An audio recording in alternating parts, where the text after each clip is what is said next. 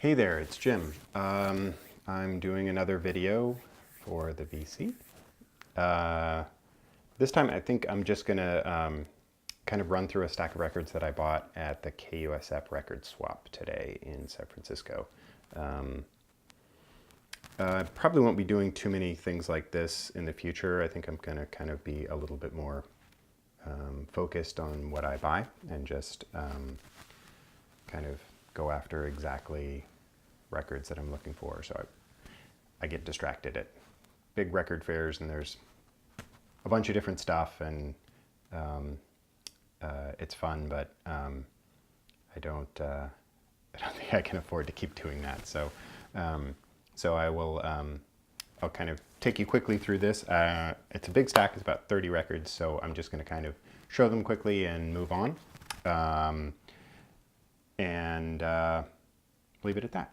So first record is a 10-inch. It's Oingo Boingo's Only a Lad. I really like 10-inch records. I don't know why. I've always bought 10-inch when they were available. I have a bunch of kind of fun 10-inch records that I'll show at some point in the future.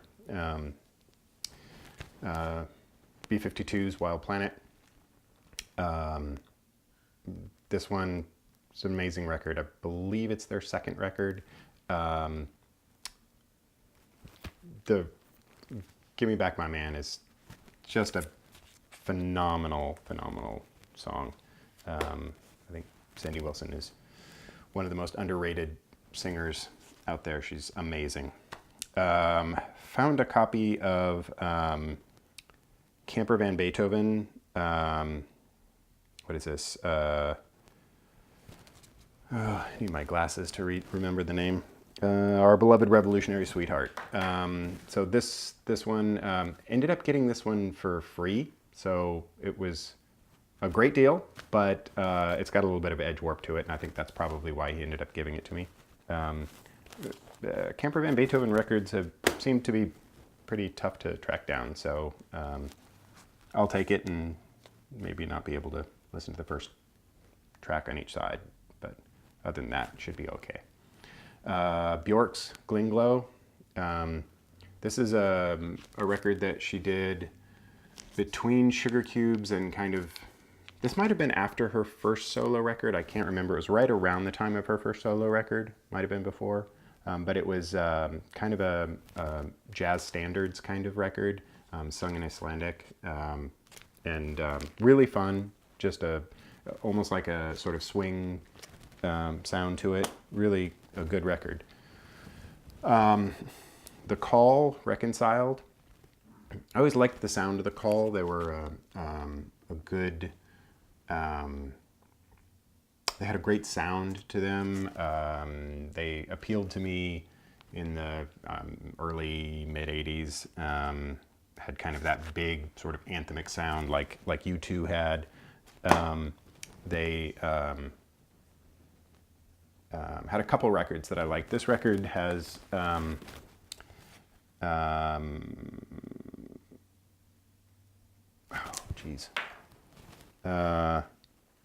Everywhere I Go and I Still Believe.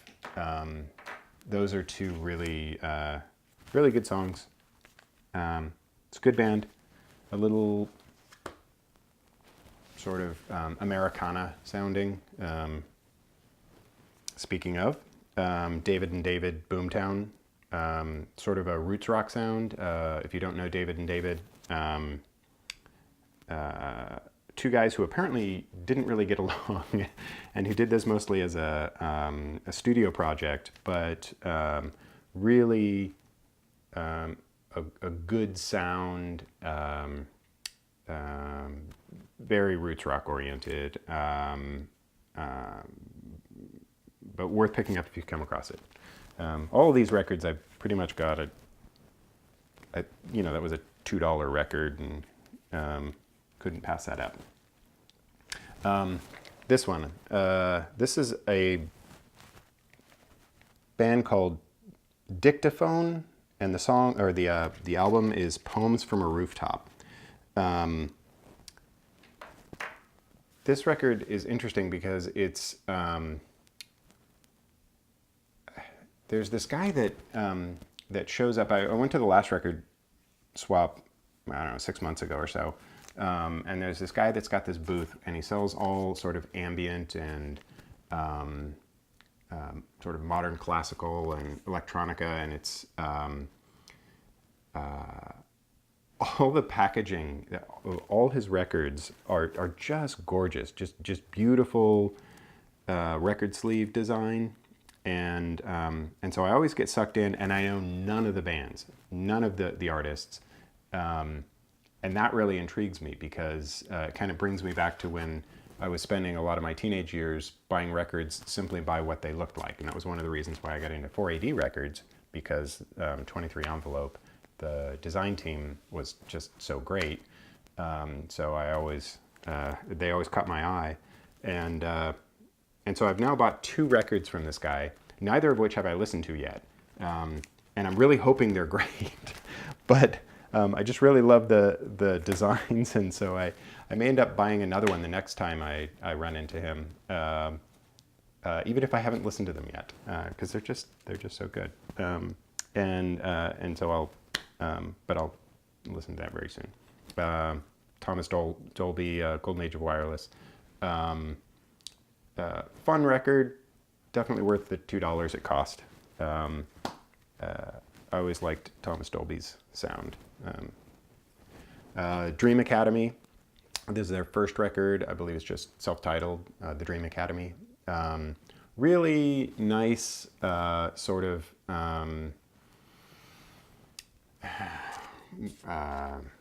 you know, I've seen people refer to them lately as dream pop, but at the time I think we all considered them like sort of part of the Paisley underground scene, a little bit of jangle pop, but you know, a healthy dose of what we now call dream pop thrown in. Just a real sweet sound, really nice record. Definitely worth checking out if you like any of those references that I just threw around. Eddie and the Hot Rods, Life on the Line. I have just been sort of recently getting introduced, I've only recently been introduced to the sort of pub rock scene in Britain in the mid to late 70s, I guess. I've seen a few videos with Eddie and the Hot Rods, and they were just so fun, and the music was so good that I couldn't pass this up. So I'm looking forward to listening to this, and I'll let you know if it's good. Peter Gabriel, this is, I believe, his 4th record, which the first 4 records, I believe, were all just self-titled, Peter Gabriel. But this is the German version of the record, and so everything's sung in German. And I had this before, but I didn't think I would find it again. And so I just came across this. It was really reasonably priced, and I grabbed it, and it's in great condition. I always loved the version of every one of these songs in German, because they were just really fun to sing in another language that I didn't understand. And I remember spending a lot of time learning the lyrics to songs that I had no idea what the lyrics meant. And that was fun. But it sounds really good in German. I don't know why he did it in German, but the record sounds great in German. And it was only released in Germany. It's a German printing. It's great stuff. Housemartins, London 0, Hull 4. It's their first record. I loved the Housemartins. This record, when I bought it, originally, it came with a 7-inch of, I believe it was Caravan of Love, which was an a cappella song. This didn't have that with it. I don't know if that was the first pressing and it came with that, or if that just was a thing that they did, you know. I mean, I bought it at the time, so I can't imagine it had gone through more than one pressing. But this is a great record. Really sort of fun sound. This is in the sort of Smiths era, Bluebells era, but these guys were very upbeat where the Smiths were very downbeat. if you don't know this band, it's actually Fatboy Slim's first band, I think. He played bass in this band before going on to be Fatboy Slim. But it's a good record. So I came across this record and was really happy because I never thought I would find this pressing of this record in the way that it is. So this is the Human League, The Dignity of Labor, parts 1 through 4 on Fast. I like the early Human League stuff a lot, and definitely worth checking out if you like Kraftwerk, or early '80s if you like Two Boy Army or Gary Newman. A lot of the things that were happening at that time, Human League was sort of definitely on the cutting edge of the sort of electronic dance music movement. This record originally came with a flexi disc. It's in here, which really surprised me. And this was, I think I paid $12 for this. This is a good deal. It's first printing. I'm not really a collector, but I do appreciate the fact that the flexi is in here, and it's in great shape. The record's in great shape. The cover's in great shape. So that was a nice find for me.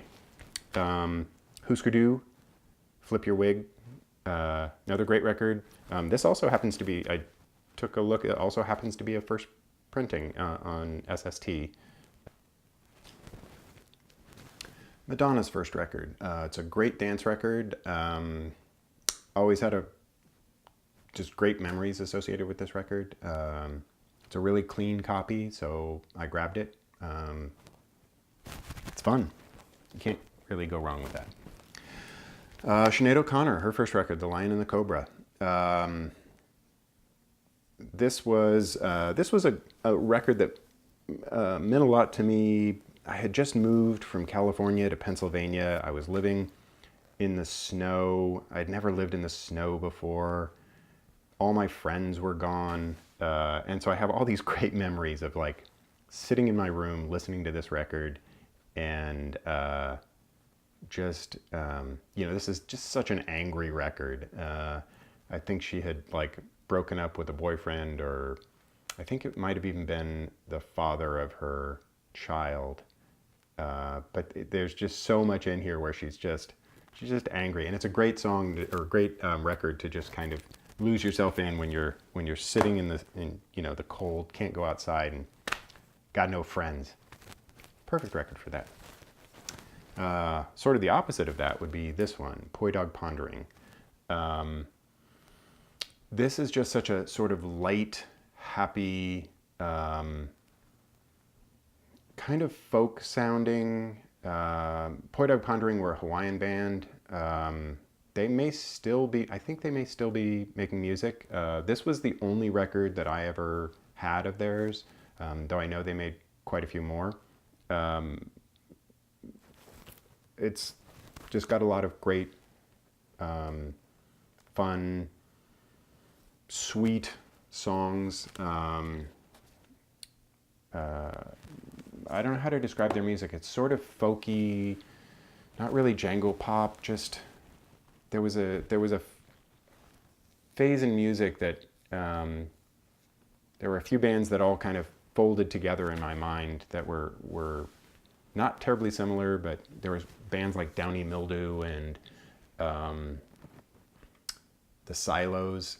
There was some significant differences between them, but for some reason in my mind they all kind of are of a piece. Maybe it's just the time, but Poi Dog Pondering always seemed like the happy version of all those bands. Prince, Dirty Mind, classic record. Can't go wrong with this one. Everybody knows Prince, so that's an easy one. But I love Prince's early records. I pretty much by the time I don't know, first 10 years of Prince's career, I think, really are the pinnacle of his career. Amazing stuff, though. This was fun to find, a 90s record. Propellerheads, Decks and Drums and Rock and Roll. Real fun dance electronica from the early 90s. Just good fun. There's a great Shirley Bassey song on here. Shirley Bassey sings on here, and her vocals. You know, she was, even at the time, she was probably 60-ish, at least in her 50s, but probably maybe even older than 60 at the time. She sounded amazing, and the music is equivalent to her voice. Good stuff. REM Chronic Town, their first EP. I like the first, I don't know, 3 or 4 records from REM. After that, I still like them, but I just sort of lost interest. They got really polished, and they got really good at what they did, and they made great songs. But I just sort of moved on, I guess, by that time, because I don't know, maybe they just weren't saying something new. And I thought that Chronic Town, Murmur, and Reckoning, especially those 3, were where they were just trying to find their sound, were more interesting. They weren't better records, I think, because I think that they made some really, really great records later. I just felt like they had kind of established themselves by that time, and I was off looking for other stuff. The Stranglers, Black and White. This is, I don't remember what number in the Stranglers this is, but I think this is 78, so it's can't be too far in, maybe 2nd or 3rd record. But I found a copy of this. It's a little beat up. It's got some water stains on the front. It's a promotional copy. It's got a cutout hole. But the vinyl is a black and white marbled vinyl. It's kind of cool. And it was good price. And I've been looking for pretty much the first 4 records from the Stranglers. I really have always liked, so I've been looking to replace those. And we move on to Talking Heads, Speaking in Tongues. Good record, just filling in Talking Heads at this point. Can't go wrong with Talking Heads. Next is a goof on my part, and I've got a couple goofs in here. This is Two Bay Army. I have this record already and didn't realize it. I think this might be the US pressing. I have the original British pressing of their first record. So this is Gary Newman's band before he went off on his own. And I didn't realize that I had that. So now I have 2 copies of the record, and it didn't cost a lot, so that's fortunate, but it may end up going to somebody else. Then I ran into a stack of Throwing Muses records. This one was a little bit more expensive. This is Throwing Muses, the self-titled record, their first record. I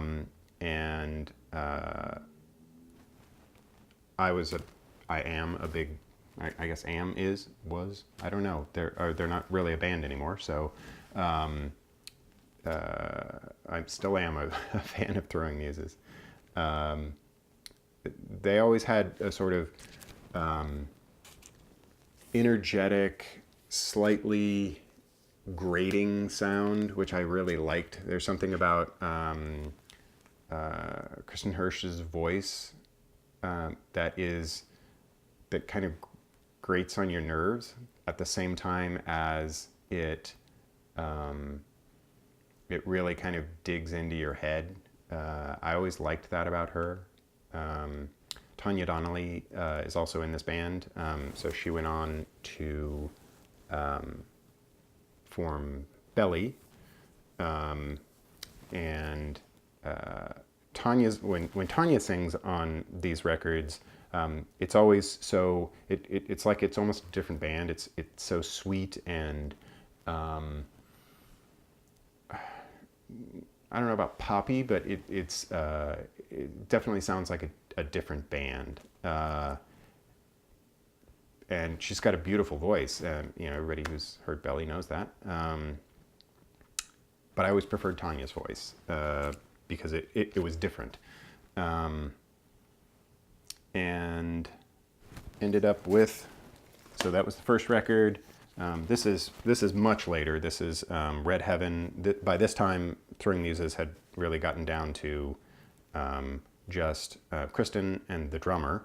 But it's gone through a bunch of different iterations over the years. Red Heaven's a good record, but I don't think it's quite as good as this one, which is House Tornado. And I mistakenly bought 2 copies of House Tornado. I bought the US version and the original British version, the UK version. This is the 4AD version, and this I think is Sire.